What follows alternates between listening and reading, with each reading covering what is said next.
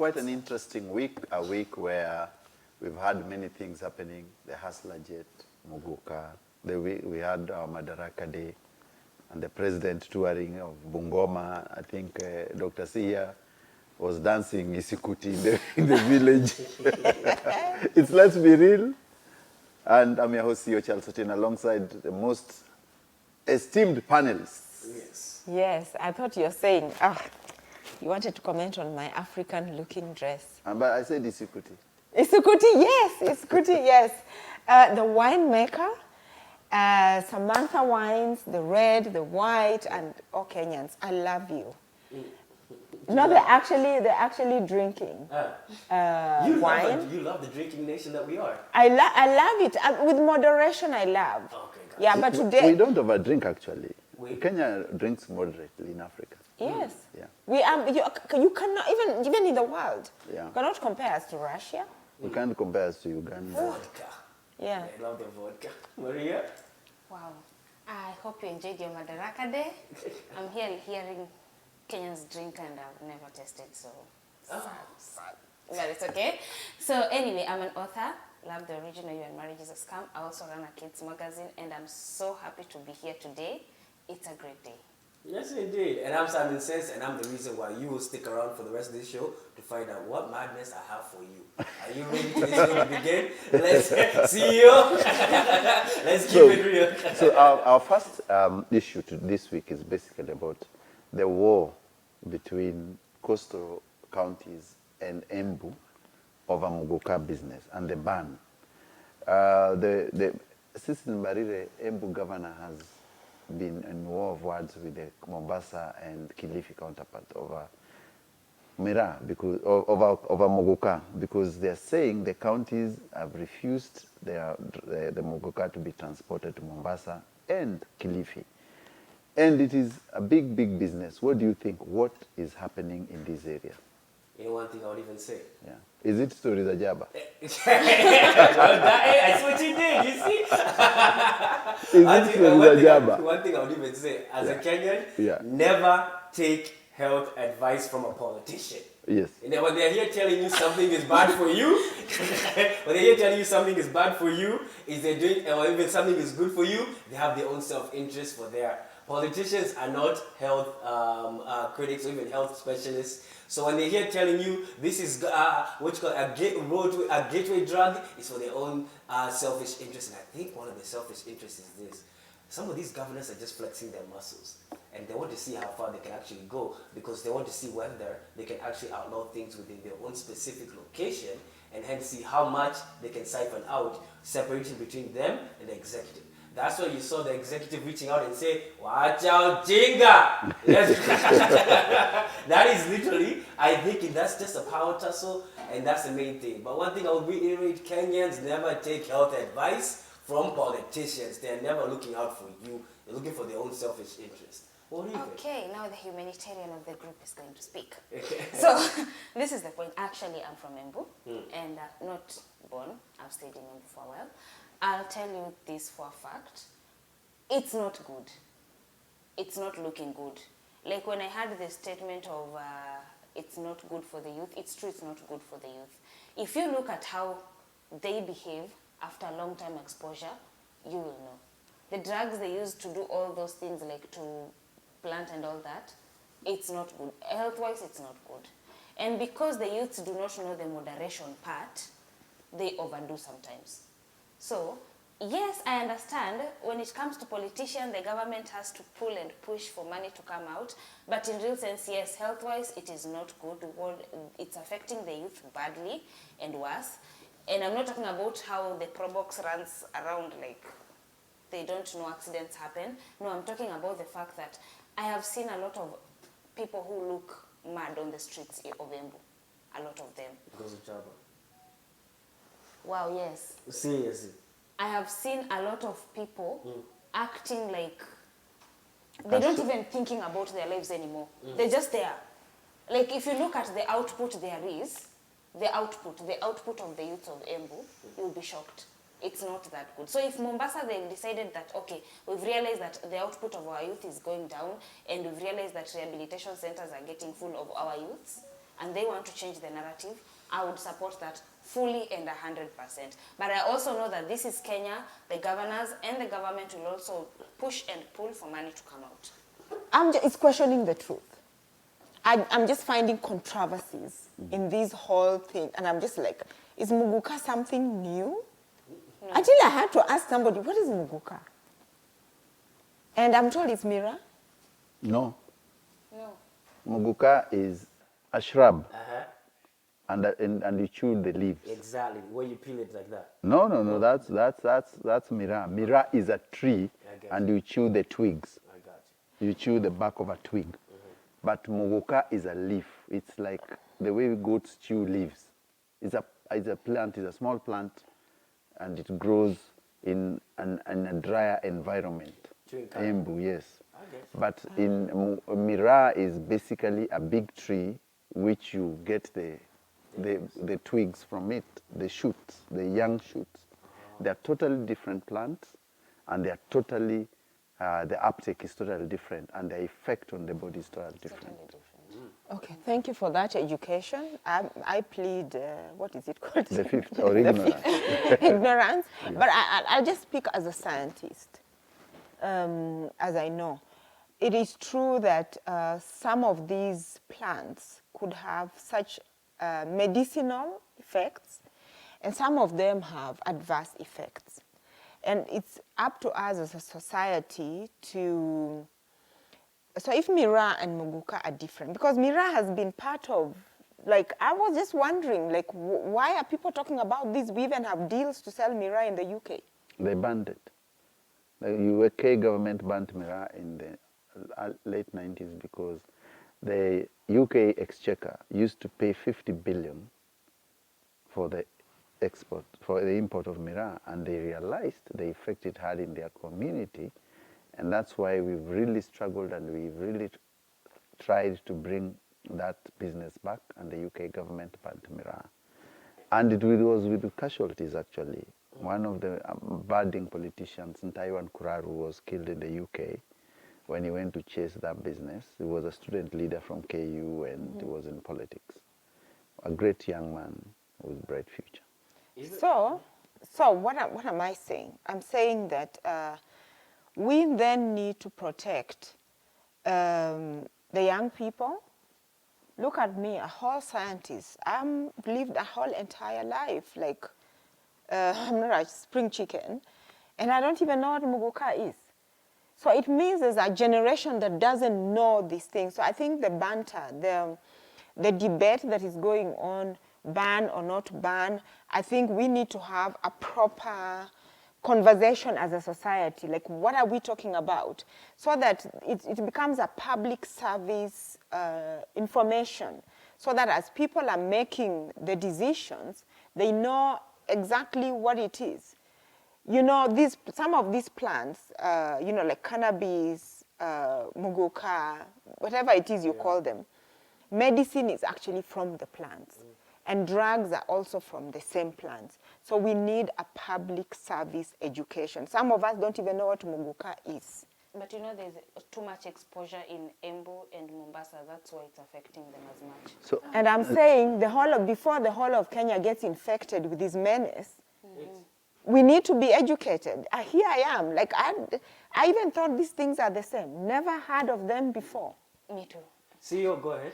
Let me hear so let me just give perspective, and I like giving perspective of the whole thing. One is that Muguka business is very big business. In Embu, 65,000 people are engaged in this business of planting Muguka. Embu gets 22 billion from Muguka every year in money which they earn from the... And I want to tell you, Kenyans, that if you look at those business, and that's why there's a tiff between Embu and Meru, because Meru sells Mira, which is also a big business. Now, Mira is the whiskey, and Muguka is the second generation of the whiskey. You mean it's the bad one? Yeah. No, I'm just giving you perspective how you look at it. Because Mira, 1 kilogram is almost 1,000 shillings, and a kilogram is this much, not so much.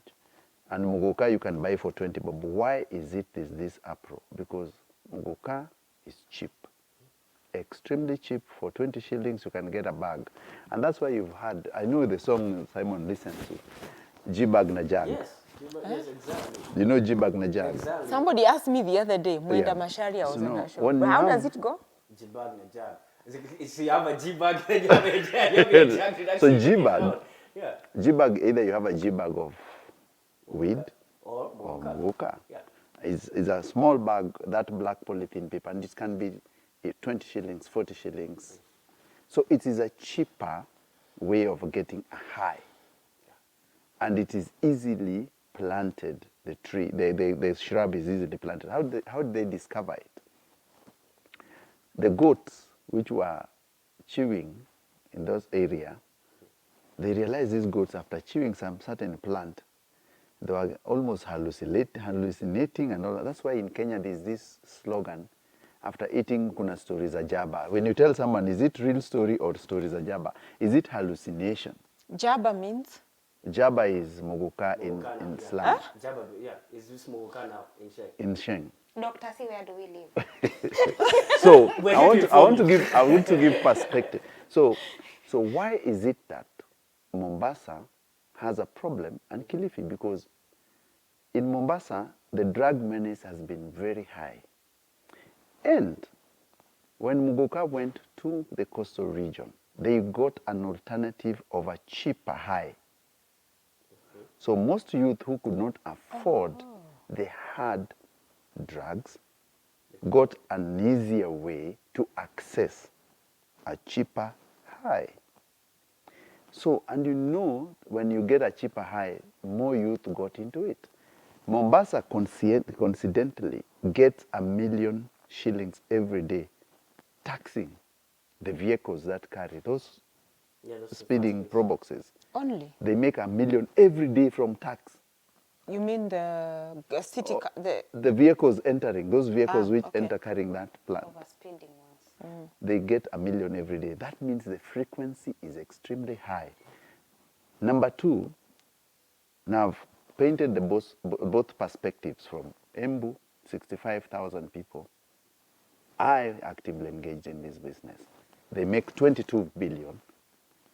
Many kids, what Maria is saying, have dropped out of school because there's a lot of money in Muguka. involved in Muguka. So the government should tell us the school enrollment in that region, how it looks like, because I can tell you that kids there won't go to school. Kids there will go to Muguka farms. If you have a 2-acre, you'll make 150,000 every month. Easily. Easily. If you have 2 acres and you plant maize, you'll wait for 3 months to make 15,000. Look at the mathematics economically. So people have engaged actively in Muguka farming, and the county is getting a lot of money. Then let's come to the Crop Act. The Crop Act indicates that Muguka is actually a crop. So it means you cannot ban it because we have not taken it through science and realized this is a narcotic or something. So it is planted the way you plant maize, because the Crop Act puts it as a crop. Now that's why the president came and said he's formed a commission. And in this country, whenever you form a commission, you don't want to do anything about it. Yeah. So the president has actually overruled the 2 governors, but Muguka is a problem in many counties because it is cheap, but it's also a substitute for people who are engaged in drugs, who can get a cheaper high. And that's why in the street, and why you see Kenyans say, wewe unatuambia stories za Jaba. Yeah. That's why that Jaba stories. Actually, these people are literally, you find young people literally mad, like on the streets. So, I went to a school somewhere in Embu and they were saying that some kids don't report to school because they enroll and then they disappear. Why? Because they would rather go to work in Muguka farms and sell it's cheaper, Muguka. yes. These people are the ones who are riding motorbikes in the streets. Young from 4 leavers, they do not want anything else. They ride motorbike like mad people, then in the evening, they're somewhere stationed to do that. And they're the ones who are recruited as driver of these probox that run like. And that's why there are so many. But by the way, Also, the population of men and how it affected them, you can tell. there are fewer men. Actually, the growth of Embu. Embu is a land of opportunity, as they say. But the opportunities are there, only that there is no one to grab the opportunities because all of them have been destroyed by the Muguka. But remember, they make 22 billion every year, which is bigger than the economy of Their parents, Kisumu. their kids. It's bigger than what Kisumu makes in taxes and in allocation of revenue. Actually, Embu is, if I look at it, has one of the counties with the highest revenue. Okay. Ah, it's true. Embu So the people way are I'm rich. getting Embu it people here, are very rich. there is drug lords Yeah. who are saying you're interfering with our market. Of course, yes. Yes. Yeah, that's what I told you. In Mombasa, This is one That's thing why Embu is That's what I was telling you. surviving. Politicians, don't trust them with your health. of course, They because have it's a cheaper incentives. high. So the Mombasa, because Mombasa is very well known, they have a huge drug problem. Yeah, So that it makes means And my question, what you're bringing, and I was questioning, why is our good governor not banning out other drugs? yeah. Good question. Negotiation but they are needs to banned, it's happen. assumed. No, It's why? plain, clear, understood. Yeah, that- but why is it that the energy is employing in Muguka? Why can't he employ it in the fight against other I drugs? think there was war of the income and they No, refused it's to the bargain drug well. lords. Let me The tell drug you, lords. it's the drug lords. Yeah, speaking of business, you also had something about business owners. Would you tell me Anyway, about that story? so talking of business, there's an act that is being debated in Parliament. And this act, just so that I get it well, this is why I'm going to refer. It's suggesting that there's going to be a hefty jail term or fine for business directors that are engaging in unfair practices. And these include things like, it's a proposed bill by the Competition Authority of Kenya. So according to this amendment, this bill, if you're a director in a business and you don't pay your suppliers on time, you are liable to pay between 5 to 10 million or both, and other several offenses. In terms of delaying to pay suppliers without justifiable reason, or breach of contract, or violations, business violations, without a justifiable reason, you run the risk. And then also things like demanding preferential terms, unfavorable terms from other parties. You saw there was a ruling the other day regarding one of the supermarkets. Yeah, also in terms of imposing purchase prices below. Just because you have a buying power, you cannot impose that we will only buy at this price and push prices very low, below competitive levels. Yeah, so it's quite a big article. You can search it up, but let's discuss. Okay. You know, one thing I got from this act is mainly this. Kenyan business people have a tendency of always being late, like a pregnant woman's period, when it comes to actually delivering of actual payment of things. That is always the case. That is a habit we always have. That is a habit we always even execute in our own even interpersonal business deals. And this ordeal leaks now even how when it comes to even government. Many business personnel are always avoiding to do what? Now, trying to even avoid, if you're not sure if you will get this particular tender, you know very well, you expect what? Heavy delay. And that delay, it will not come on time. You are impressed when a Kenyan business person actually pays you on time. That's actually something that you're impressed by. You don't consider it a norm. And now, when it actually, and that's something that we actually have in our own even normal ethics when it comes to even doing business or deals. And that's something even many suppliers have a headache with when it comes to even dealing with other business people. And if you note even this act, it's not something new. It was already enacted in 2020. Some of these things have even been in law since 2020. But people don't follow them because why? Our norm is to always be late. Hence the term, Kenyan timers. And that's literally now, when you now comes to now constantly delays of execution of services, is because literally it lies from behind of people not delivering their tasks on time. And that's a habit that we have as Kenyans, even Kenyan business people, amongst each other. We cannot even rely on each other to deliver things on time. Or even if you're late, have the decency to tell someone that indeed, hey, excuse me, I'll be able to do what? To pay you at a later date. Don't wait for the supplier to call you. Call them first because you're someone accountable. The lack of accountability within the Kenyan business sector is appalling. What do you think? I look at it in two ways. Like I said, humanity. First of all, the economy is bad right now. The private businesses are suffering. So paying the supplier on time could be a challenge. I understand. I really do understand, but it's not right. Now let's talk with the authority that was formed. Is it a government one that was formed? It's a bill. It's just an act. It's an act, Yeah, it's just an act. Yeah. You know, the government is the one that delays paying suppliers with all their might and their strength. Like they are the number one people who should learn to pay on time, because they are the ones, first of all, favorism on tenders. Then they will pay the supplier when they want. Then whoever is not in the office today will be in the office. Then the one who was there will not be there. And all of them are needed to execute whatever is supposed to be executed. If the government did their job first they pay their suppliers on time, they do the right thing, that money can trickle down to the private sector, whereby these small businesses will not have issues buying as simple things as, you know, right now people are even being laid off every day because of the fact that the economy is not okay. People are suffering. I'm not encouraging you to not pay your suppliers on time. Before you order something or before you go to someone else's business to supply to your business, understand they are also trying to survive. So it's either you're cost cutting or you are helping your business, but at the same time, you're supposed to be aware that whoever is supplying is actually running a business too, just like you are running a business. They are also paying bills. But the government should be the first example and start by leading, so that we can follow suit. I think sometimes I sit down and wonder how many good laws we have and have never been implemented. Secondly, 90% of all this business we are talking about is government. The government is the biggest culprit of not paying entities. The government officials are the people who sit on payments.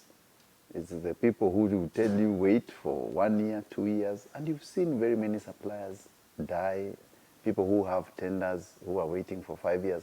There are people who are still waiting to be paid for tenders they supplied 10, 15 years ago.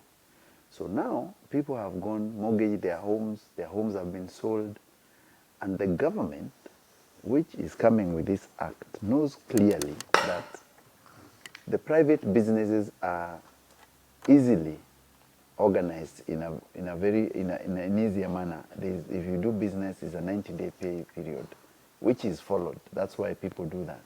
But the biggest culprit has always been the government. The government has not, and for very many, and if they even implement it, they will not implement it. Because the government will always tell you, we will pay you next year. Next year reaches, they don't pay you. So they need to sit and ask themselves, how do they implement and pay outstanding bills, which are in millions and billions?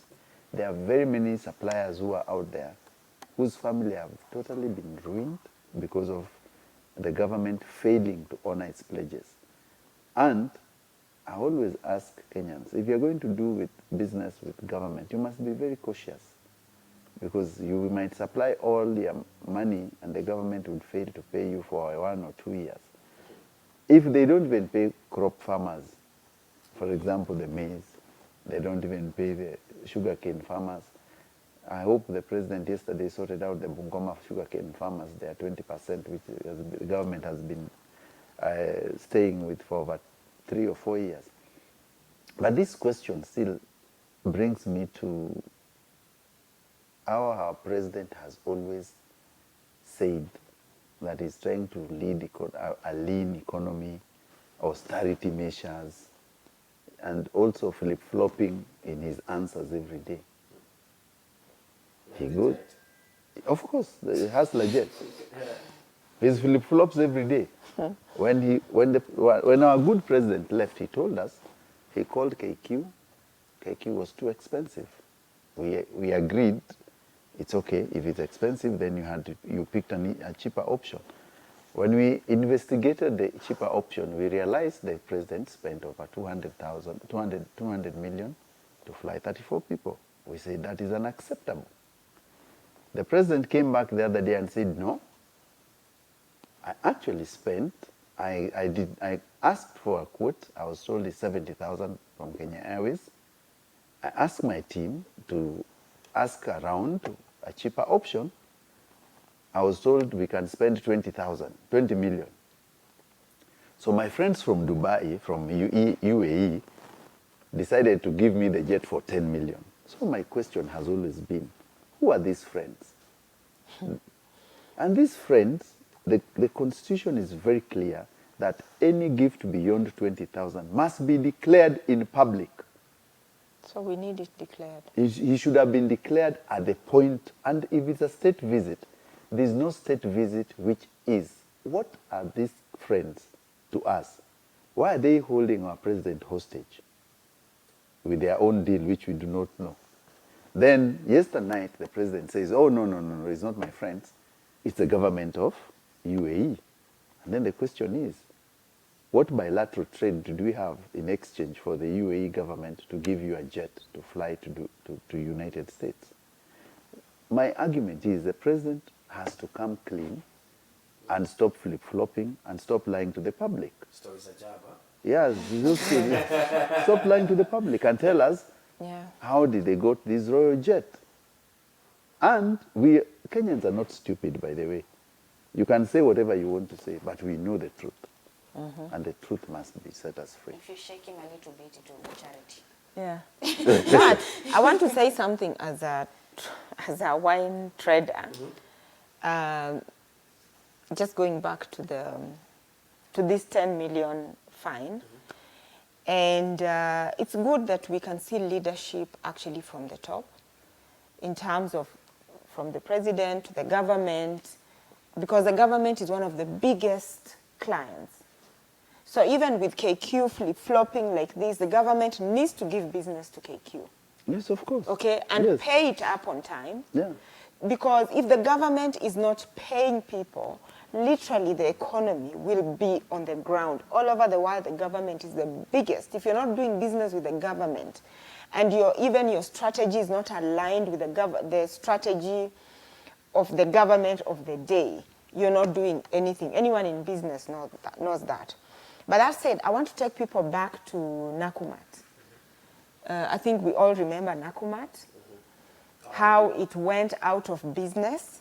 Yeah. And, people are still surprised by that, but there are so many families, so many businesses that went under because of Nakumat.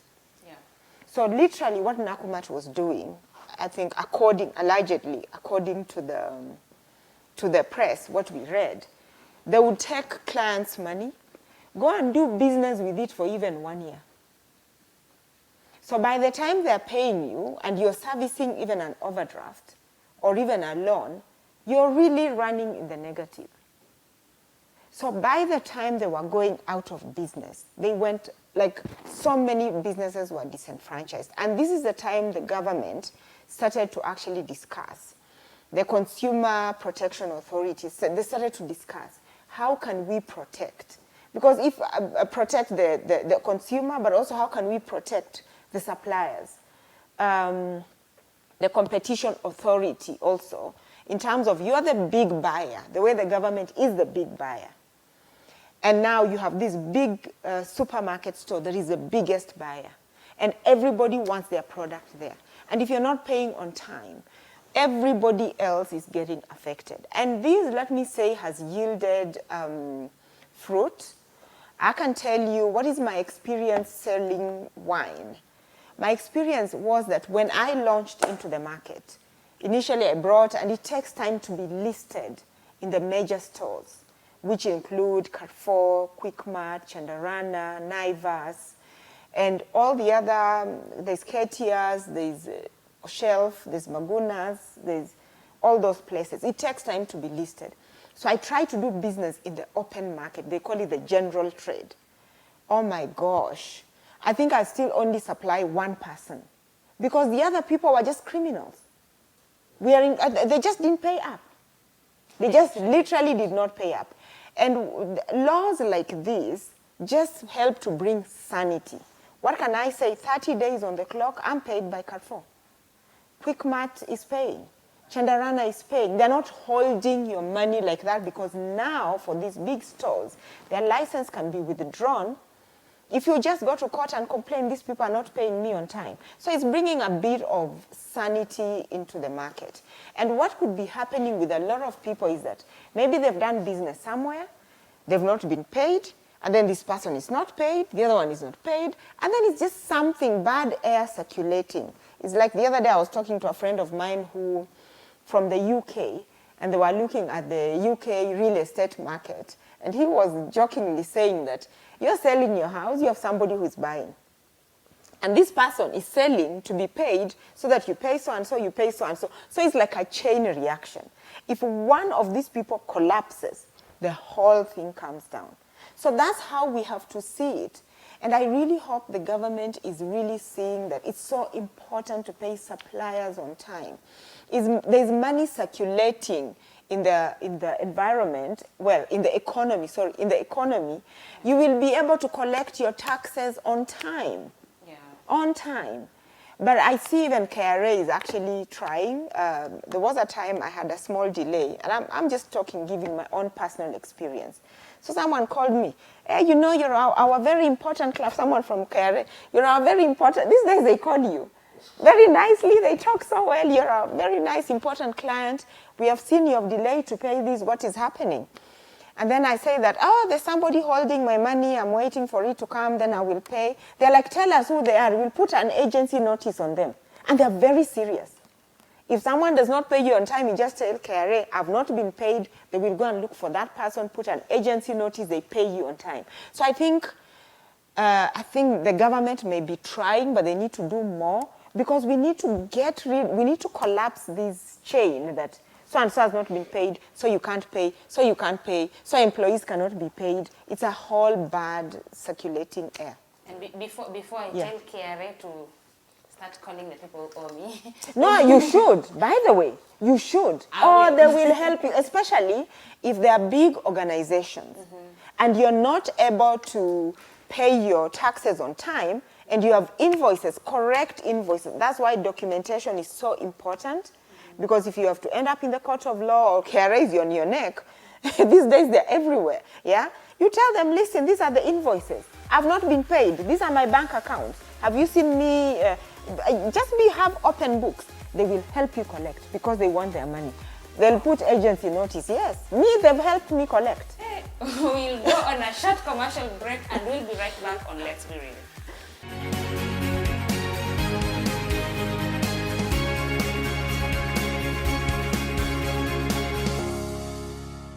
Welcome back. Of course, it has been very, very heated conversation.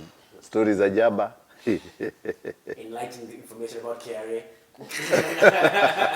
Exactly. Let's hear, Maria, what do you have for us in this second part of the show? A lighter version of things. Now women want superpower, apparently. Okay, women are saying that if they went back on time, 90% of women are saying that they will not be married by the same men that married them. They would have married differently. They would have chose different partners. Same way. You guys why would we go to a different person? Well, here's what I would say. And then I would like to hear your own rebuttal on this. From married people, at least. Yeah, exactly. Even dating. I think it's even dating. Well, first thing I would say is what women say versus what they do are two different things in many scenarios. That's first thing. You said women say, so what women say versus what they do are two different things. And a key thing even I've always seen is that there's, when you're looking back in your past, you are primarily looking at it through a halo lens. You're looking at how things were so good with your ex and everything, and you're not looking at what was really going on ground. What were the issues that you guys were solving, and what was the issues that reason why even you left in the first place. You always look back at it. Even CEO can tell you how even some people in his age will even say how Moi's time was so good. Kumbe at freedom of expression. Where kwenda huko? You feel expression ni yako. You stay in your own house and express yourself in your own house. And that's literally what it was. People always look at everything in the past, in hindsight, in a nice, flowery thing. And one key thing is, ladies always, at times, will always look over convenience over commitment. And that's a big issue that's happening even nowadays, convenience over commitment. When you're actually having an issue with your current guy, you now reflect back at the convenient time when something that used to run at a specific way, oh, my guy used to actually even now bring me a bottle of Samantha's wines to me, but then this person is just bringing me a cup of empty water, hot air, emptiness that cannot feed my wanting heart. But what you don't remember is he brought you that bottle of wine because he was cheating on you and with your best friend. That's what you choose to forget. Convenience over commitment. When you focus on commitment, your mindset is not in the past. Your mindset is being present. What you need to focus on, even as a lady in that even argument, all of those ladies, 90% is your mindset is not focusing on how do I stay in the committed relationship to actually now move forward, not necessarily reflecting on the past because I am a better person now than I was in my past. So when you focus on convenience rather than commitment, you become that individual that you were with in the past.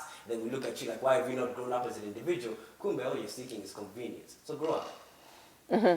Anyway, you know, they say familiarity breeds content. Familiarity breeds content. Yeah, familiarity breeds content. This is one of the things that could be going on. I mean, look at it this way. When men are wooing the lady, with machismo, with everything to get you, and once they get you in that little corner there, some of them actually stop, yeah? And then women just discover, actually, these men, yeah, now you have to work, now you have to, you know, that glory, maybe they promised, it was just to actually get you. So when you actually discover what they're made of, then that's why women want, maybe they would not choose the same man.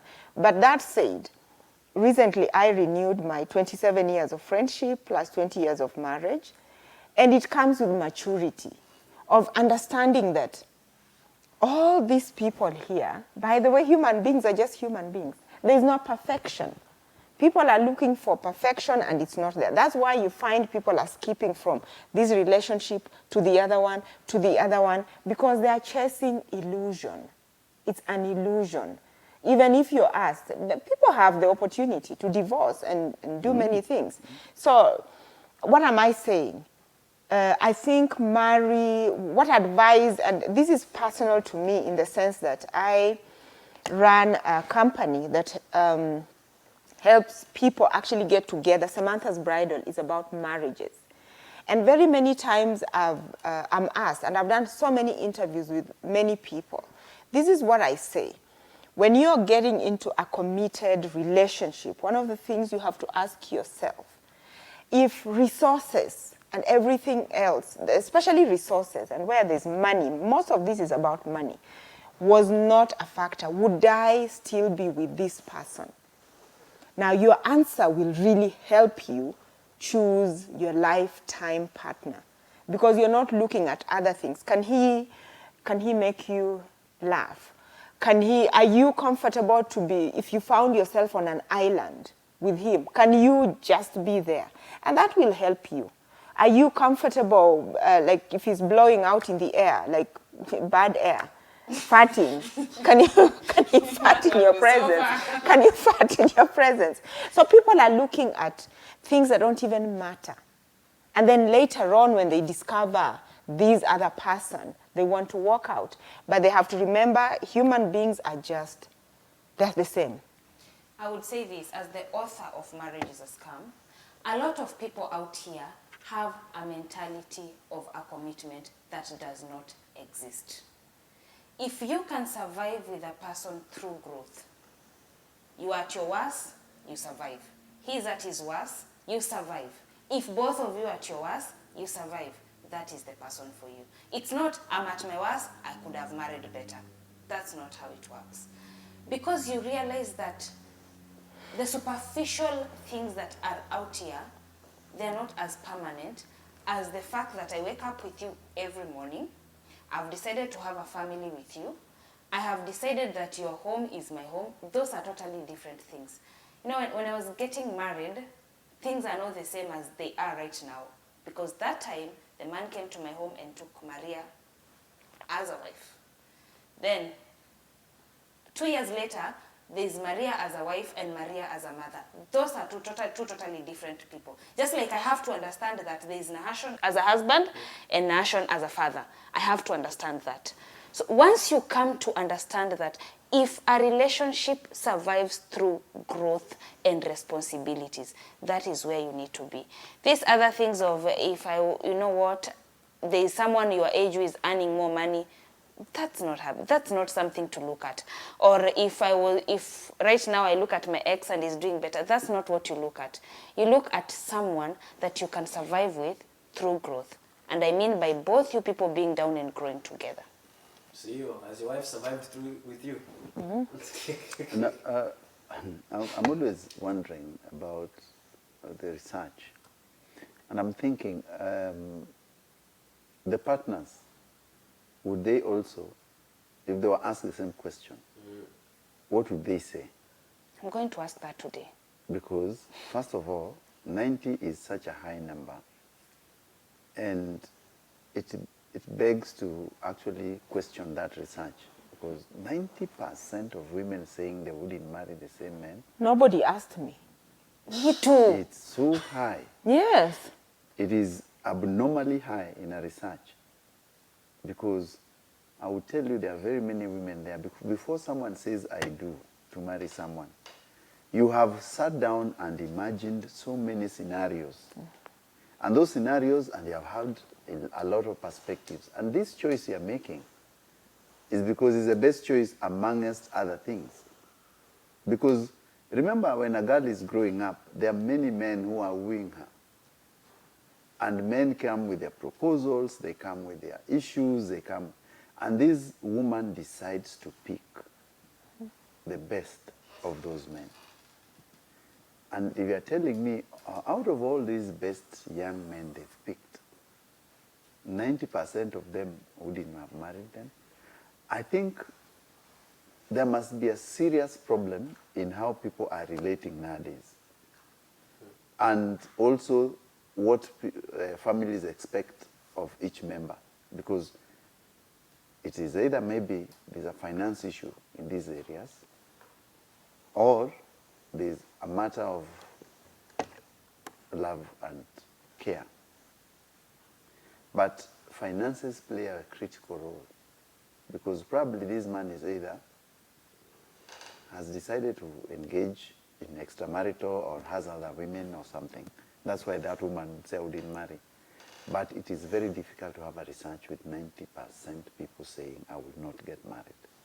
I would question it. I would even add, even as one thing is, when you tell someone looking back, you have to remember someone will contextualize it in always in positive light. Yeah. And they will always say, yes, it was, I remember how even which Simon used to treat me, or he was a better one. Now you're married to Chris, and now you're overstaying thinking Simon. But then you forgot Simon was cheating on you with like over 5 other girls, and you are going home crying every single time. That's what you found. Chris will actually be loyal. He's peaceful and calm, and that's the thing. And that's usually what happens. And in the course of even dating, you know what usually happens to us? Well, let me tell you about a Burundi guy who came and found out what we Let me tell you the truth. Well, there was this Burundi musician where he's saying he's Champagne, Mr. Champagne. He's called Mr. Champagne. Mr. Champagne, that's his story. And he has some songs on YouTube. He is romantic. Yes, he has some songs on YouTube. So this guy was like, you know what, I've seen this girl, and then he started licking his lips like, you know how players do, you know, exactly. Yes, that's how we do it, CEO. Now, don't give me that face. But so, anyway, so now he started saying, hey, this Kenyan girl, I must go see her. You know, she's over there in Kenya. Started texting her, started calling her. So what happened is, in this conversation back and forth, the girl would ask the usual things. Oh, I have some issues with my family, or whatever. Ding, ding. Good. Ding, ding. Oh, and pesos were being sent right, left, right, and center. So this guy, he said, finally, let us meet. So, a few days before, he said he started coming. He said now, he started calling up, hey, I'm coming. All of a sudden, she's not picking a call. A few days before. Kumbe, let me tell you what this guy was thinking. Him in his head, Harper. He was thinking that, oh, she must be off because she's planning a surprise for me. She already knows the time that I'm coming. This is a true story, but this is what he said. And he said now, he came to Kenya. Now he flew in, he landed at JKIA. He's now started calling her again. Doo-doo-doo. We're sorry, the number you have dialed cannot be reached. By the time he had landed on this Kenyan soil, he had sent that girl over 2 million Kenyan shillings. That is literally what's happening out here. Now, before I give my input, because I have a strong input, I do not want to say it, I don't want to drown you guys. I want to hear what you have to say about how this guy has been cool on fair. Good one. Has been talk to me, Marie. Have you been eaten fair? We're cool on fair. Nilishawahi kula. Nilitumiwa ikachukuliwa na patapotea tao. Serious? Long story, yes. So Wow. That means all women eat fair. Hey, all. Yes. But if you're not eating fair, you don't know what's your diet. But go ahead. All women eat fair. this is the point. Go ahead. You may never know what's in a woman's mind. But does he have at least pictures, videos, something he can expose? Because if he doesn't have that, I saw a comment someone saying, "We anaweza kuwa hata mwanaume." Which is true. Yes. Yeah. So if he doesn't have any picture evidence, like, okay, video call. You video call someone. For you to date that long, there's a video call. Video call is some technology has changed. He actually did. What happened was, they were even in talking, he even knew video call. He said that he doesn't want to expose her because he also, he's Mr. Lovey. He's hopeful. He's saying that I don't want to expose her because maybe something went wrong in their family. And then now you look at it hindsight, why did I expose this girl? See, Mr. Lovey, why didn't he send fare for Burundi instead of sending 2 million? Why didn't he send fare to... Let me tell you something. That's the truth. I will listen to this madness. I have something to say, but I'll keep going for now. This is the point. Please, the money you send for fare, and this is me being honest, forget it. Yes, forget it. Because right now, even him traveling to come and you're not finding someone on phone, the next thing would have been booking a flight back home. This is Kenya, we know. Burundi people, we are nice people. We are very good people. But 2 million is such a high amount of money for you to send for someone before you even meet them. Really? 2 million is pocket change. Hey, Dr. C, how much Dr. C, how much fare did you eat? Tell us. How much fare did you eat? Tell us your diet. A brand new car. Hey. He married you, right? No. Sorry. I'm the one who got away. Hey. What do you think about this guy? What do you think about this guy? I think, man, it's shocking that even women, we really let... I don't know why women are not... Okay, we run the world. Interesting. Who run the world? Girls. Who run the world? Girls. Even we're laughing So if you want to know, women run the world. And I'm get shocked. Like, why are women not chairing all the boards? Why are we not, like... I'm telling you, can you go tell a woman president? The men think they're so clever. What you guys don't know is that we are cleverer. And the day women are going to wake up into their power, and already scientifically it's being said, the men folk, be careful. But you know, you're gonna. I don't know. Before CEO speaks, there's a book called The Manipulated Man. Yes. And the book, actually in the book I read somewhere that says, men are manipulated and they don't know. Yeah, a lot of guys, that's true. So and a man who is not manipulated is not growing. So. And then there's this song, now talking of song. They say, girls, you better watch out. That thing. It's the only thing you see. Women, you see, you're blinded. Women, we can see beyond. Please try a woman president next time. Yes. You know, I will tell you before I say what I'm going to talk to you. See, first of all, was that guy running a charitable organization? Actually, he was coming to launch music here. So my question is, probably the man was running a charitable organization, but he should have done charity in his homeland, in Burundi, because the dollar and the people who live below poverty line are over 60 or 70%. In Burundi is quite a poor country for someone to come and send money to a middle-income economy like Kenya to woo a girl. He was hoping perhaps he'll strike it rich. The No, girl but will be the root. Yeah, Yeah. And then he discovered he's the one who is being used. He wanted to use this girl, and this girl discovered. So it's really, really sad that men have not learned the basic tenets of dating. The basic tenets of dating is that why would you give someone money, your hard-earned cash, before having an agreement or meeting, or what are you doing with this woman? You've never met her, you've never had a conversation, and you're spending money. Of course, it means, first of all, you are an idiot. Bombastic. You are an idiot. Because it's only idiots who would spend such a... And you're not running a business. You are such an idiot. And the Burundian Mr. Champagne is the biggest idiot I've ever come across.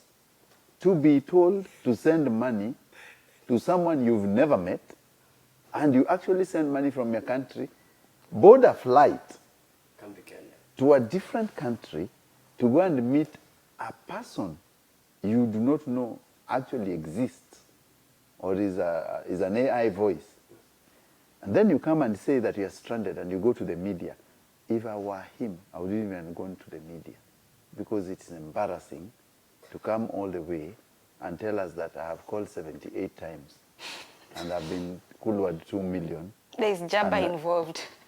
It is madness. But did he show receipts that he actually sent? But I would ask young men out there, because the biggest economy today is a fair economy. That's true. The biggest economy today by women, young women, is the fair economy that urgently 2,000. My mother is sick, my gas is over. So the economy, the gas economy, it's bigger than the Hope economy. It's big. Yes. Every day. You mean they're making more money than the pastors? Hey. Every day. A list of 20 in the phone book, there are like 50 men. Yeah. What? So I send the same message to my 50 men who are eyeing. I'm hoping 10 will recover. 10 will send. Okay, please, man, what's wrong with you? Now, even it's you know you've said something. Now here, let me say my piece on this. Here's the thing. Since the fair economy is there, it's important to set rules and guidelines as to who deserves fair. Men, this is how you know this woman deserves fair. 1, she has spent her money to come see you first. Of course. First, she needs to actually spend her own money come to see you first. Don't be a foolish man thinking that you can actually buy a woman's love. A woman will go out of her way to meet you if she actually likes you. And even as a man, you should not be chasing a woman who doesn't even care anything about you. You experience the biggest disrespect and her phone will turn off, and all you'll be screaming is calling her 78 times, going around media telling her that you spent 2 million. That's your foolishness. Another thing is, when you actually when you disrespect your own money, a woman will never respect you. A man who just give out fair like this, you think that now she gives you so much respect because you sent her, but you know, she sees you as disposable utensils. Yes. Exactly, because you decided not to give any respect to your pockets, hence you as a man, you're not giving any respect at all. So respect your pockets, and hence now the women that you attract will actually now be able to respect you as a human being. Because the moment now you start sending, because of course there'll be those girls who say, oh, can you help me with whatever. Learning the art of telling a girl no without any explanation is necessary in your life. You, Simon, you've not fallen in love. No! This Simon, does he look like the type to fall in love? Simon, do not fall in love. I drown in it. But love is, if it's you is the truth. It's important even as a man to have these things like that. Yeah, you must let me tell you. And we don't agree on this. Kuja, I'll pay the Uber guy. No. We are not okay with that. But you see, Dr. C made a very good statement that women know what they're going for beyond. And I can actually contextualize it with the Greek Aristophanes, 593 BC, when Aristophanes wrote about Lysistrata, where women were running Greek. And they really, really manipulated men. But now the men must wake up, and that's why we are saying these are the rules of engagement. Exactly. And we have to set these rules straight. You cannot expect fair the way someone is saying, and you've not come to the place. You come first. Let's have a And conversation. calculate the amount you will I see you. Whether you deserve the money. Probably, I'm giving you, this woman who was being given 2 million, probably he's worth 500,000. Or even 10K. Or 10K. Why you even say 500,000? Her breath could be bad. But anything. I need to know the calculation. You know, Dr. C here might be worth $1 million, Yeah. or 2 million, or 10 million. I can imagine that for 2 million you're expecting to come and see me. But you go for free if you like the guy. You go for free if you like the guy. Even, she will even pay fair and Yes. pay for the guy. And pay for the Exactly. guy. Yeah. That's the thing. That's So, but we need receipts. Maybe Cindy Yeah, Tunachezwa. Cindy Tunachezwa. This guy, why is the proof that he actually paid this I money? need receipts That's and the a thing. video call and Don't all see that. actually, So that's the maybe thing. he Clouds. just came to expose Clouds. himself as If Mr. he's a Lava musician, Lava. he's coming What to do they sell a say? song. How do they? Maybe he sang Mr. Lava Lava. But then he's coming to sell a song. But many people, but the fact is, these things happen. Yes. Yeah, they do happen. do happen. They do actually happen. They happen. I would try. Did you believe him? Now, actually, talking about it, I don't believe him. There's no money he sent. Do you think so? No, there's no Me, money he actually. sent. But why would you come and claim such a claim? Because You need to sell a song. hey, Remember? this is showbiz. It's a showbiz. You don't do showbiz by being ordinary. There's enough ordinary on the street. Exactly. That's you keeping it real, right? Yes, that's They me should come keeping up- it real. They should check us out next week. Yeah. So we keep it real more often. It's the right CEO. Yeah, sure. Wrap it up for us. Wrap it up. I think with the Burundian guy, well, man, just style up a bit and just think beyond sending money. And there are very many women on TikTok who have airbrushed photos and also injected their behind with some other things. So do not, do not think- Injecting. people do most for this social media. So do not just come to your country because you think what you'll get is what you've been seeing on photos. And secondly, don't misuse your money. For young men out there, do not misuse your money. You will need it for better projects.